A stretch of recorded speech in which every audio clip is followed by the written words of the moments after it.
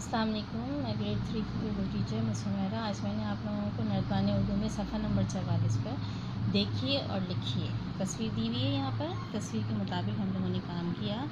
ये काम मैं आप लोगों को पहले भी करवा चुकी हूँ। वो स्टूडेंट जिनका ये काम मुकम्मल नहीं है वो मुकम्मल कर लें, ठीक है, और जिनका है किया हुआ तो वो उसकी थोड़ी करेक्शन कर लें, इसका रिव्यू कर लें, ठीक है।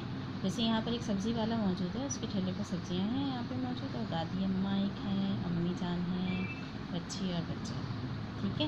तो इसको देखते हुए आप लोग यहाँ पर जितने सवालात हैं तस्वीर को गौर से देखकर उसमें बताएंगे कितने लोग मौजूद हैं।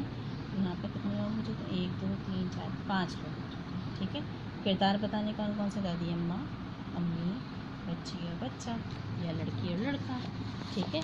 इसी तरह से सिफ्त और मौसूफ करना है आप लोगों को कि किसी भी चीज़ की खासियत को सिफ्त कहते हैं, और जो जिस चीज़ की खासियत बयान की जाती है वो मौसूफ होता है, ठीक है।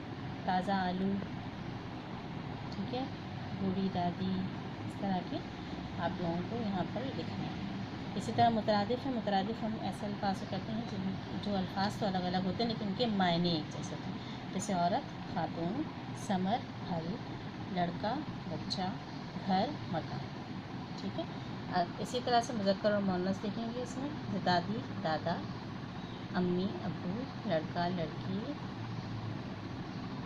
और इसी तरह से आप लोग लिखेंगे यहाँ पे बच्चा और बच्ची, ठीक है। मनफी जुमले 2, मस्बत जुमले 2 और सवाली जुमले 2, ठीक है।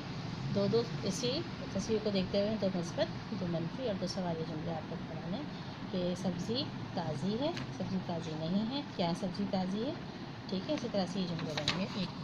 फिर इसके बाद मैंने आप लोगों को सफ़ा नंबर 46 में मौजूद दिया कि मुस्बत, मनफी और सवाली जुमले इन तस्वीर की मदद से आप लोगों को लिखने हैं। तो जैसे मिसाल के तौर पे यहाँ दिया हुआ है, अली गर्मा गर्म चाय पी रहा है, अली गर्मा गर्म चाय नहीं पी रहा, क्या अली गर्मा गर्म चाय पी रहा है, ठीक है।